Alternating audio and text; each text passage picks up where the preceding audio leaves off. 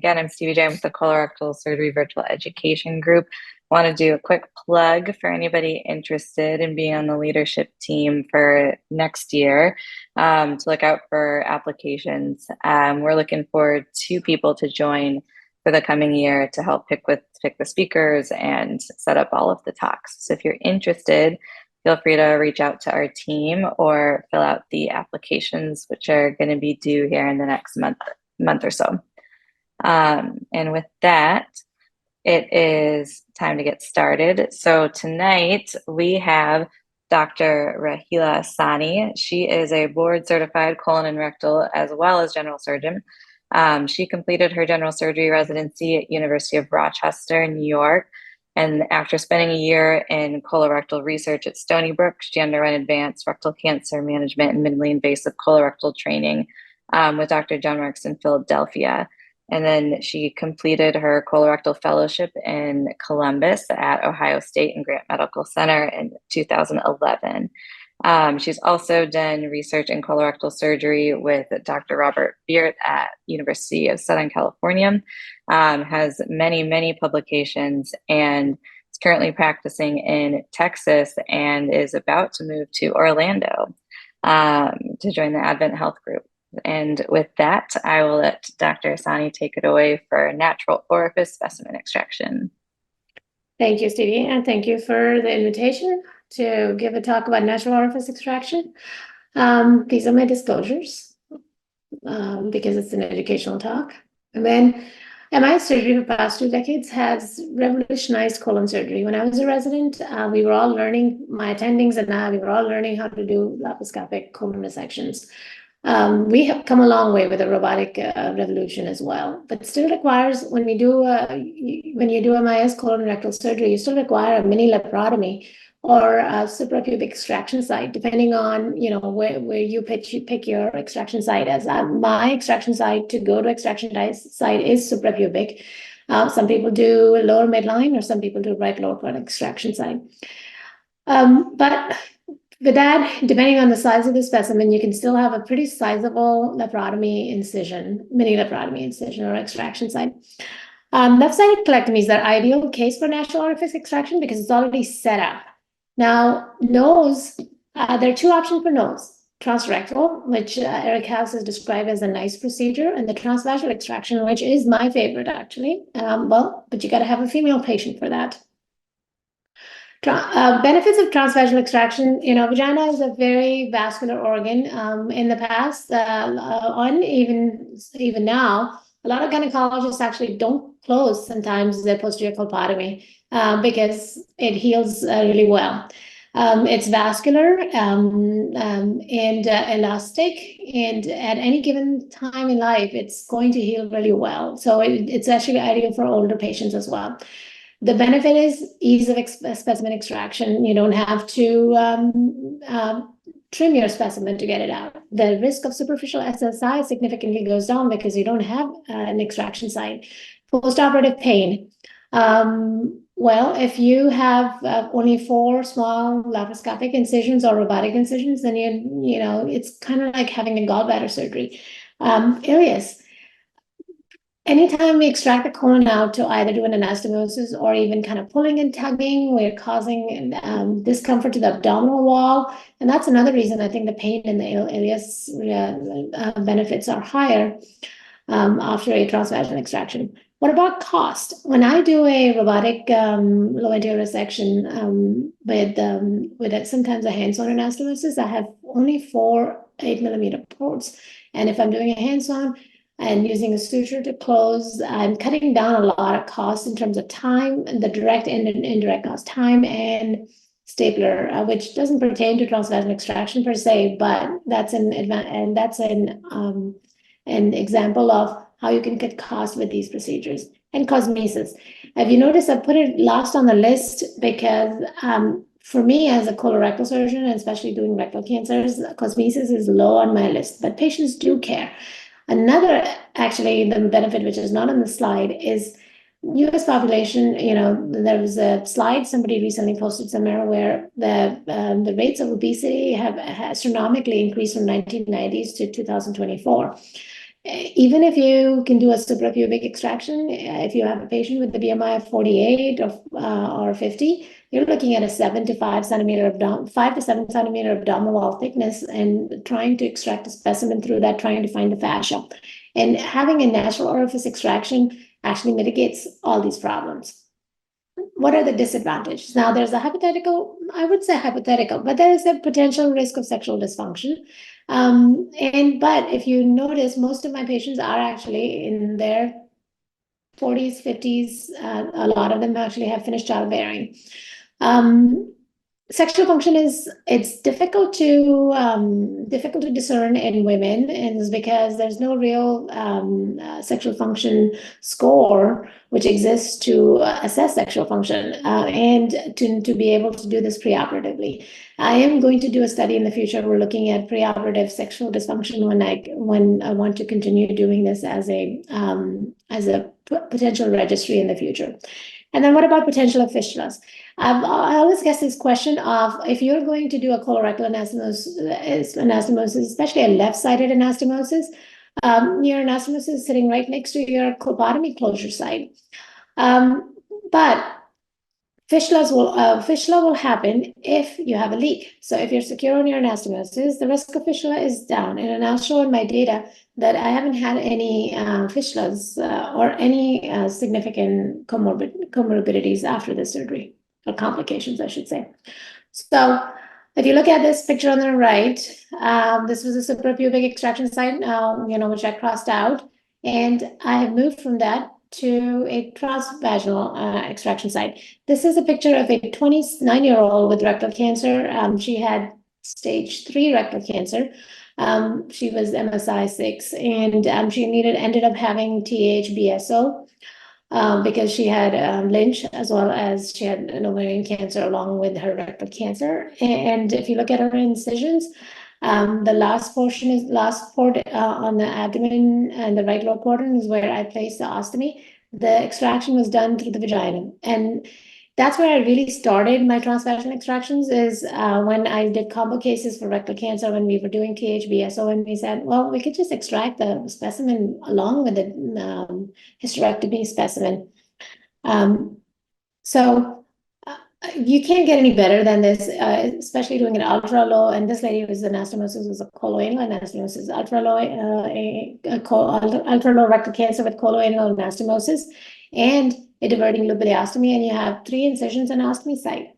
What about this patient? So you can see this is actually a robotic right hemicolectomy and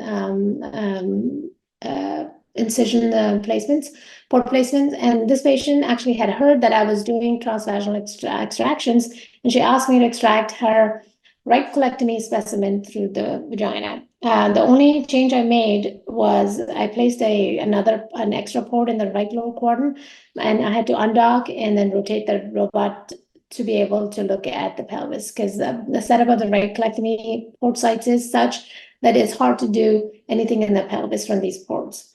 And patients care about that. This patient actually had a friend who had the transvaginal extraction for the left side, and she particularly asked me to do this. So pros for transvaginal extraction, patient selection. So all of my female patients, I've been doing this since 2015. All of my female patients are counseled and consented preoperatively.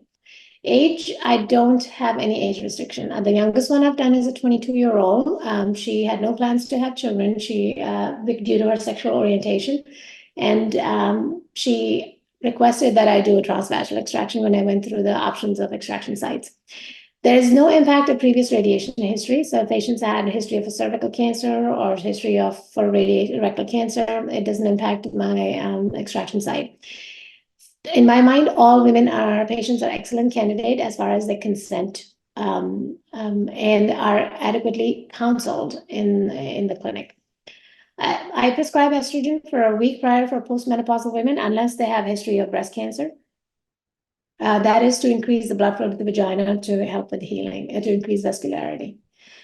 So at the beginning of the case, I do a vaginal prep with betadine, and I use EA sizers to facilitate the vaginotomy.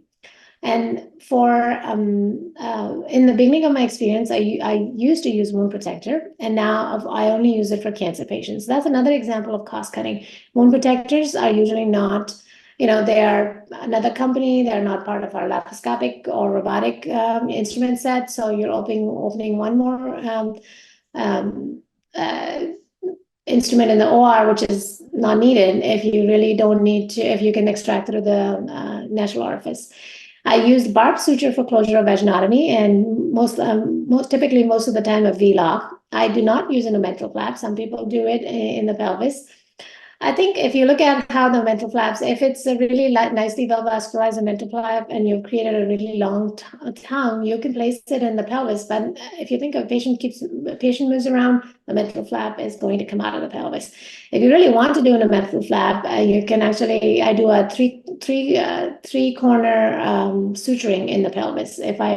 Sometimes when I do this if I'm doing a colovaginal fistula and I'm extracting through the vagina, then I'll place in a mental flap.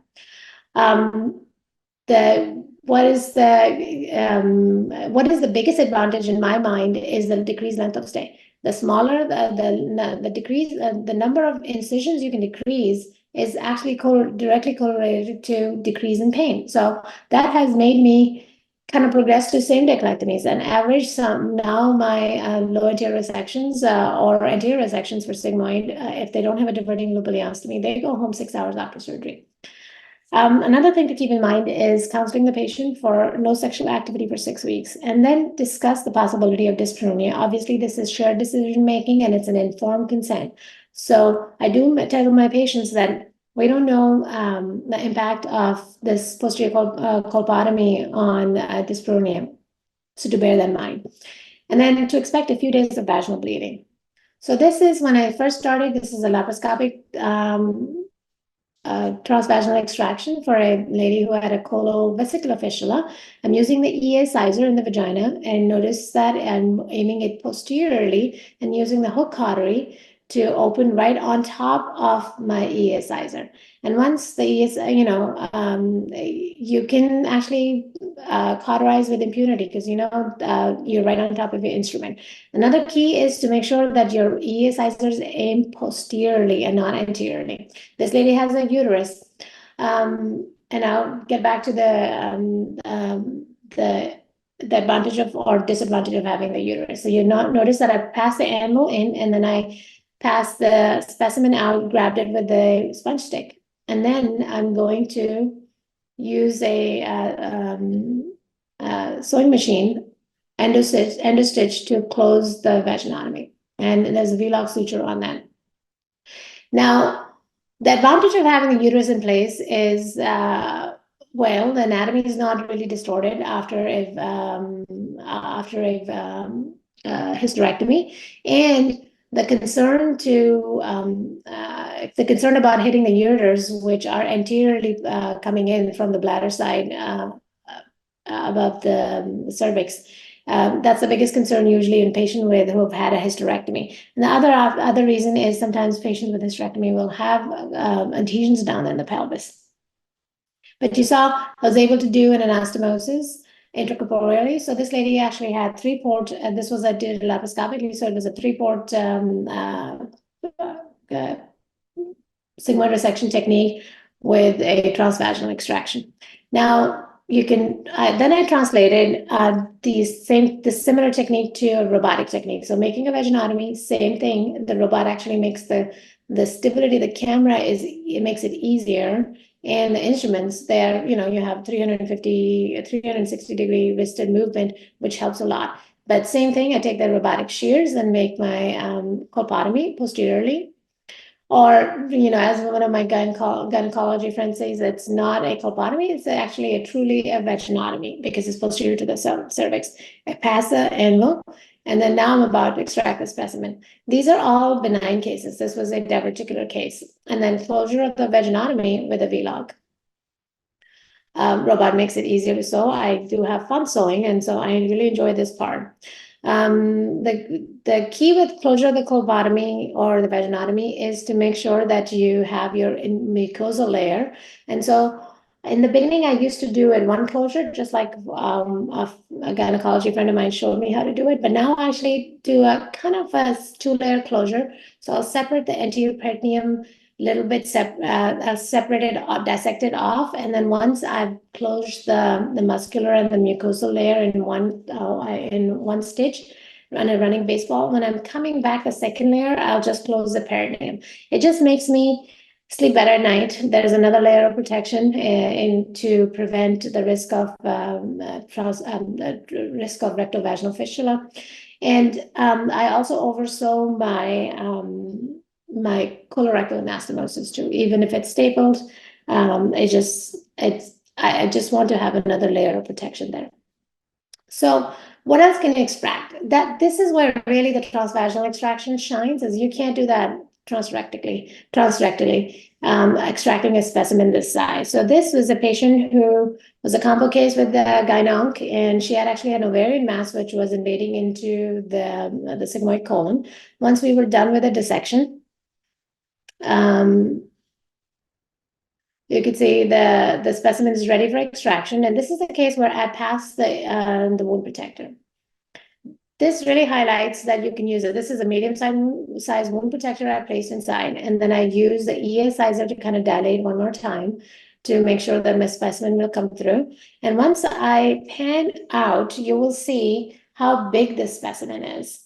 So this is unblocked resection of sigmoid colon as well as uterus, and this is the huge uterus specimen along with, and they're both intact. It's hard to do that. I mean, well, you can never do that rectally or anally. And if I wasn't doing these transvaginal, I would be extracting through the abdominal incision, and that would have been a lower midline incision, at least like 10, 15 centimeters in size. There was no way this specimen was coming out with a small 3.5, 5 centimeter in size. And then I pass my envelope in, just making sure my ureter is not in that vicinity over there, but I had a stent in this case. And also closing the vaginotomy in the standard fashion I do with the V-lock. This is a 48 BMI lady who had a hysterectomy for Lynch syndrome, and then she had come to see me for a completion colectomy because of her Lynch syndrome. We did a total colectomy robotically, and then extracting her specimen through the vagina. And this is an example of what you can actually extract through the vagina, and this is why it's my favorite extraction site. One mistake I made was I grabbed the sigmoid instead of the cecum. So I'm pointing out that it's a bulbous cecum. And while I'm tugging at it, I get a serosal tear. So I'll switch to my suction irrigator because I'm getting ready for some bowel spillage. And there you go. I cleaned it up. It makes some people really nervous.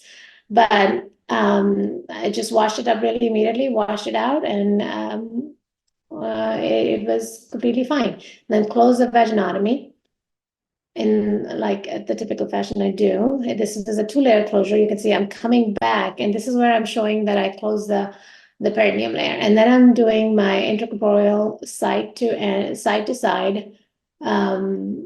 anastomosis. And you can see my V-lock sutures, my stratific suture, which I'm going to use to oversew my staple line. And it's just because ileorectal anastomosis is a little high risk for leaks, and I didn't want to take any chances with that.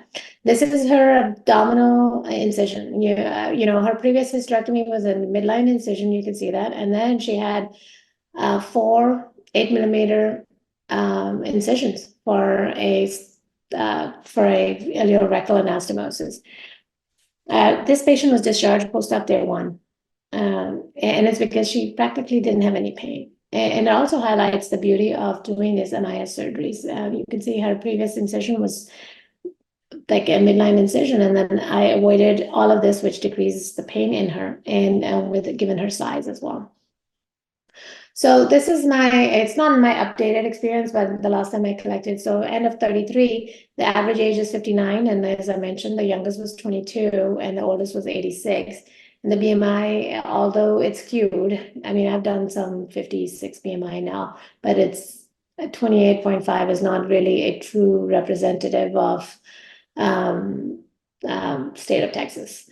Malignant and both malignant and benign, that's the beauty of this. And then EBL was 30 and length of stay was average was 2.2. Some of them were rectal cancers with diverting loop ileostomy, and that's why their length of stay was a little higher. Time to bowel function was day 1.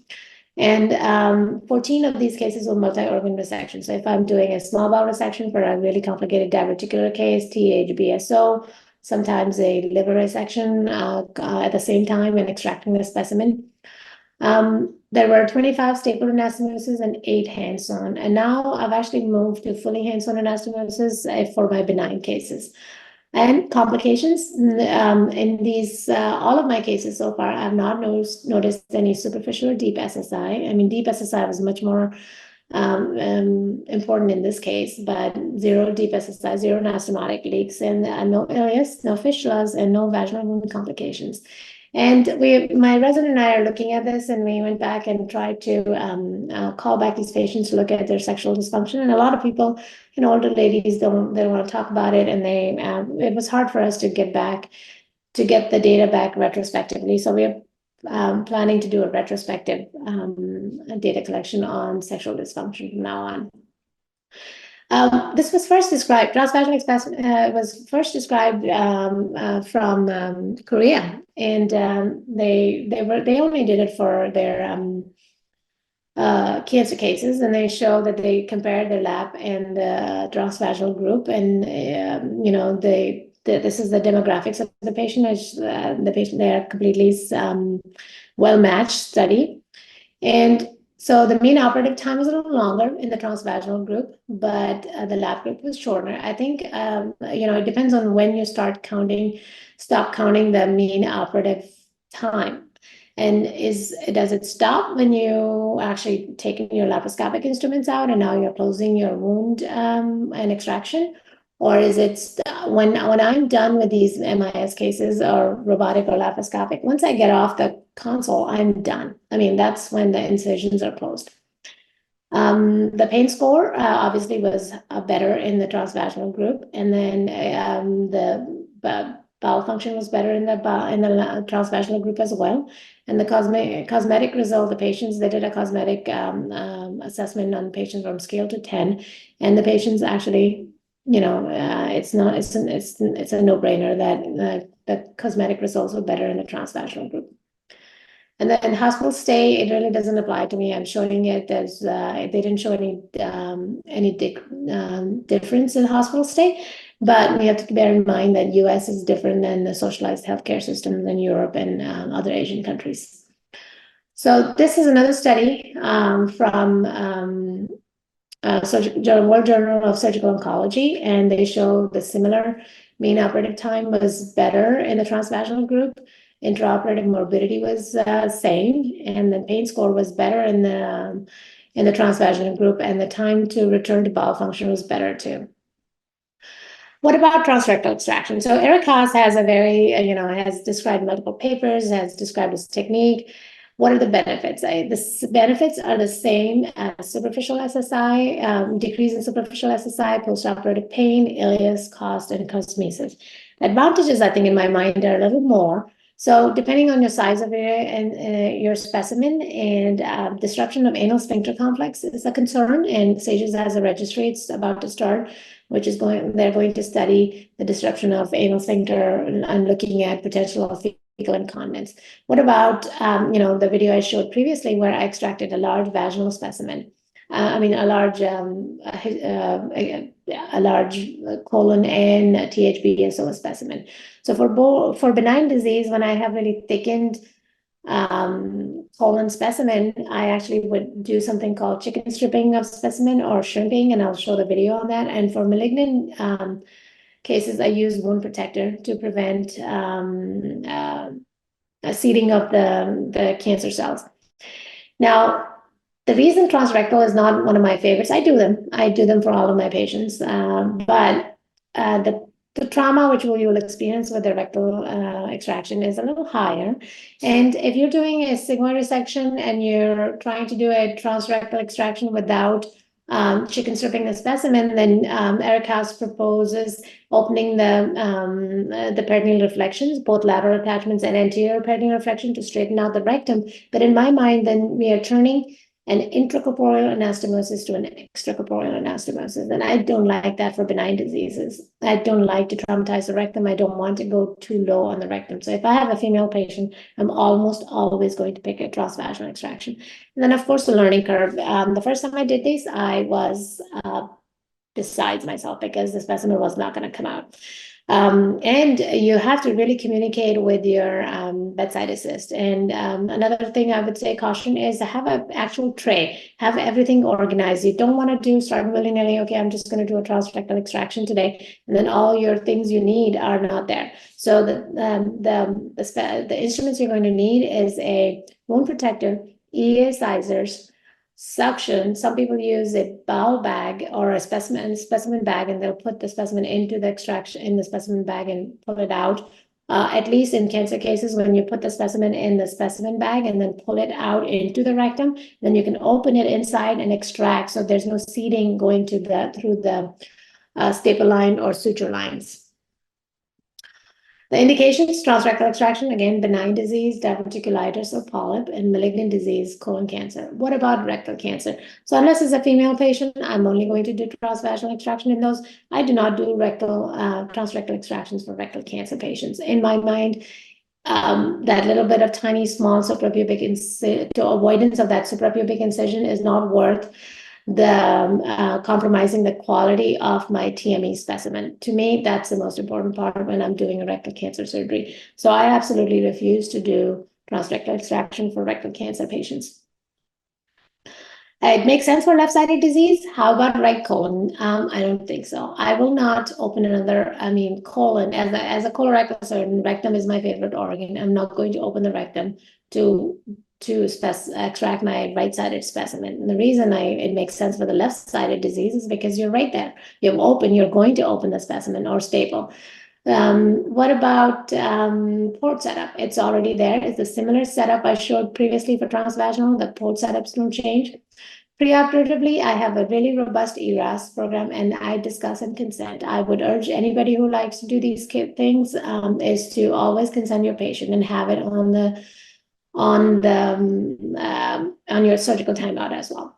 Now for rectal and actually any kind of colorectal cases I do, I'm actually the group of people who actually wash out rectum with 1 liter of saline or sterile water with betadine. I learned that in my rectal cancer fellowship, and I have continued doing that for all of my colon resections. And you'll see that it's like having a colonic in the morning of surgery. So it gives me an idea of their prep. I obviously do a mechanical bowel prep as well, preoperatively.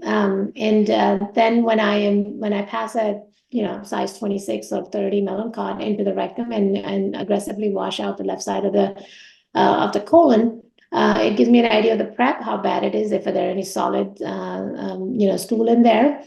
And you will see in the later video that it gets rid of all the residual stool in there, so there's no spillage of bowel contents. So further tips and tricks for the transrectal extraction is dissection. I utilize suction. And when I'm opening the specimen, when I do a chicken stripping, I use the suction. So if there's any little bit of stool, I will suck it up immediately. I personally don't use any SS ports, and that's how I've always I did my laparoscopic colon resections that way, and I do my robotic colon resections that way. As I mentioned earlier, need an organized backup table. So ESIzers, wound protector, Ellis, or laparoscopic grasper or ring forceps, and then having communication with your bedside assist or the assist who's the person who's gone below. For benign disease, I divide the bowel with vessel sealing device or cautery, and like as mentioned, I call it chicken stripping or shrimping of the specimen. And then I do a hands-on anastomosis, which is my preference for benign disease. I don't use staplers anymore for these cases. And for malignant cases, I'll do a staple transection for malignant case, and then I'll do probably a hands-on anastomosis with a purse string, a double purse string, double staple anastomosis, or I'll do a hands-on anastomosis. And then for these malignant cases, I use wound protector. So benign disease, this is a robotic LAR with rectal nodes. So looking at using the vessel sealer to just divide the rectum. And then I haven't transected my proximal colon yet. I keep it attached because it gives me more stability when I'm chicken stripping my colon. And you can see that I'm actually completely opening it up. And if I took out this fibrotic, hard colon through the rectum was going to get traumatized. And as I mentioned, it's my favorite organ, so I don't want to traumatize it. So I turn a foot of colon into 3 feet of ribbon. And so I call it my magic trick, maybe a magic trick. I'm probably going to trademark that. Well, I'll figure out some acronym for it if some of you guys have any idea. So then after I've opened this, and you saw previously there was no spillage of bowel contents at all because of the rectal washout I'd done. Then I'm using the EA sizers to bring up to dilate the rectum. My assistant passed actually an Ellis clamp, and then it's a kind of like a push and pull maneuver. So you pull and you push. So the assistant is pulling and you're pushing, you're kind of helping. You'll see at the end of this, I have no need to freshen up my rectal edges. I'm using a pulley stitch to suspend the anastomosis so I can bring it together. I just wanted to show that you could do a fully hands-on anastomosis. This was actually a very complicated colovesical fistula in a young patient. Once I did my hands-on anastomosis, this patient was discharged home 6 hours after surgery. I tend to feed these patients. I tend to feed these patients in recovery. I do regular diet. I make them get out of bed. And actually, I take away their beds. They're in a cardiac chair. And these patients go home with gabapentin, Tylenol, Celebrex, and maybe 5 of them tramadol. That's the most I do. I also do a tab block at the beginning of surgery. This is the video of a malignant extraction. This was a sigmoid cancer. I've transected the specimen with the stapler, and now I took out the staple line and using the EA sizer to come up to dilate one more time. It's very important. And, once we are handling the rectum, it can get spasms out as well. Sometimes a warm, like putting the EA sizer in the warm saline helps as well. So using the soft wound protector, the soft portion of it, and then you can see my tattoo. This was a sigmoid mass. I did one more dilation with the EA sizer and then pass the sponge stick to grab the specimen out. Again, it's a pull and push maneuver. And as I previously mentioned, that I don't like to, if I'm doing sigmoid resection, I don't like to do to open the anterior peritoneal flexion or lateral attachments, and that's why I tend to stay away from these if it looks like the rectum is not going to be amenable to. And you saw just previously just that there was some trauma to the rectum. And I did end up freshening up my edges. So as I was saying that if it looks like it's not going to be amenable to extraction, I don't do transrectal extractions on these patients. And taking the staple line off with the vessel sealer here, this was the example of a double staple, double purse string, double staple EA anastomosis. You can do that. The barb sutures make things very easy now. So if you're doing it laparoscopically, you can do a laparoscopic purse string as well. I just choose to do it robotically. With the stability of the instruments really come in handy. When I do these laparoscopically, again, the purse string is in a similar fashion as I would do it in open cases. That way I was trained to do the actual, formal purse string.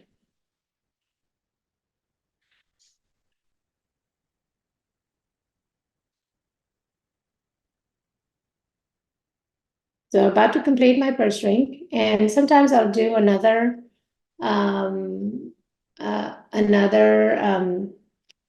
I'll go around one more time with the suture, just like we do in open cases to bring it to pull the mucosa in. And then I pass my anvil, and there you go.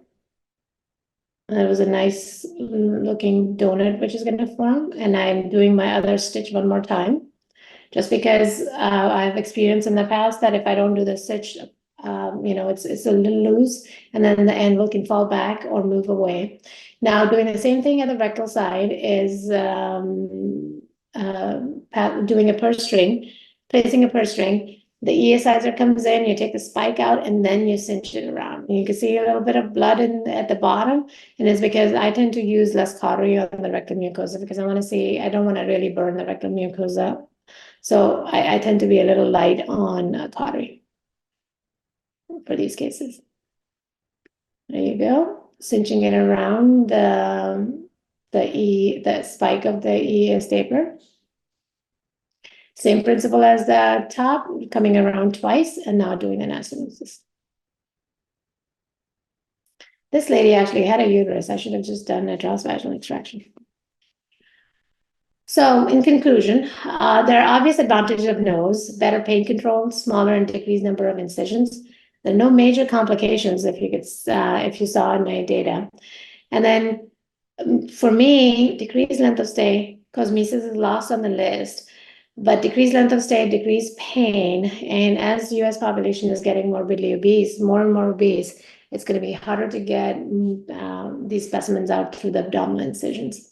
The roadblocks I see for these cases is it's technically challenging and it's difficult to take the plunge. It is, you have to be really secure in your MIS techniques. And if you're starting out, and especially as a fellows, I would recommend having a senior partner be there for you. And the first transvaginal extraction I did, I actually had my gynec friend come in and help me with that case. One thing I also wanted to caution for the transvaginal extraction is not to do a smiley face up. You want to have a straight line because up is where the ureters are going to be sitting and to avoid them. So for me, I always like to challenge the envelope. I mean, I'm always trying to push the envelope. I'm always trying to challenge the surgeries. For me, it's a journey, not a destination. I have continued to, since my fellowship graduation, I've continued to push the envelope when it comes to MIS surgery. This is my contact information. I'm a proud member of SAGE's Poo Crew. If anybody has any questions, and most of these videos are actually on my YouTube channel. Thank you. Thank you so much, Dr. Essani. That talk was amazing. And I mean, so many different things that, I'm sure very different from how many of us practice or have just had it during our training. But like 6 hours DC, I'm just thinking about our patients and I'm like, is that even possible? Like, it's gotta be, like, you're doing it in Texas. But there are some questions that we have in the chat. First one is, can you share with us the dose and frequency of the estrogen cream you prescribe, and what size of the suture do you use to close the vaginotomy? The suture actually is a VLOC suture, 9-inch 3.0 or a 2.0 VLOC. I tend to use 2.0, and sometimes I don't have it available, but it's a 9-inch, and it's because I do 2 layers. So I'll come in, I'll start from the left and move to the right, and then I'll go back. I used to do only 1 layer, and the guy, my gyno friend, when I was doing these with him, he actually just did. If you see a gynecologist, they only do when they close their colpotomies. It's interesting. Well, my anastomosis is sitting right there, so I do 2 layers. The estrogen cream is a standard, I can look it up. Off the top of my head, I can't remember, but I have them use it twice a day. It's the standard estrogen cream used for vaginal atrophy. And then what size wound protectors do you use? So depending on the size of the specimen. So if it's a really big specimen like you saw, it is going to be, for a transvaginal, it's going to be a medium-sized wound protector. But if it's a small specimen, then you can get away with a smaller wound protector as well. And then are you dilating using all of the EEA sizers, just kind of judging it based on the specimen too? So I dilate with the EEA sizer 28. With all of these, because I do want to dilate before I commit with extraction. So yes, I use the 28. I don't use a small one because vagina is going to stretch really nicely. Another thing I tell my patients when I'm talking to them in the clinic is vagina gives birth to 12-pound babies, and so it's going to come out. So it stretches really nicely too, even with the wound protector and the sizers. And then have you had any patients where you followed up, say they're younger, they have a transvaginal extraction and then go on to deliver vaginally? Have you seen any complications from that? Okay. So I haven't. I've stayed away from, and the reason is because I'm not sure the impact of the vaginotomy is going to be on vaginal birth. So except that one 22-year-old, all of these women in my case series were all had finished childbearing or were there. And I guess, can you actually describe your rectal washout? That's another thing that I heard for the first time today. So I learned it in my rectal cancer fellowship, and I actually Cleveland Clinic, Steve Wexner does them too, I know. It was the premise behind was to, when you use sterile water and betadine, is to lyse the tumor cells, correct?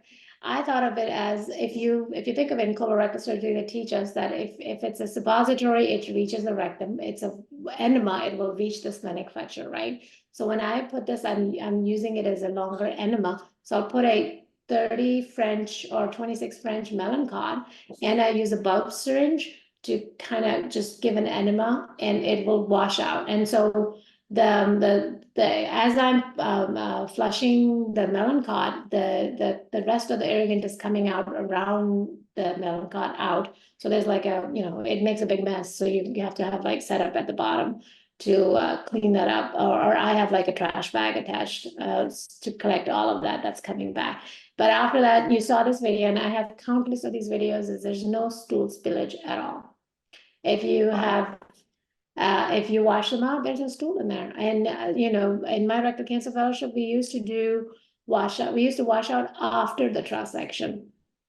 But in these cases, my goal is to actually do the washout. So I have taken all the specimen out, because the stool out, because I'm going to open the specimen in the abdomen.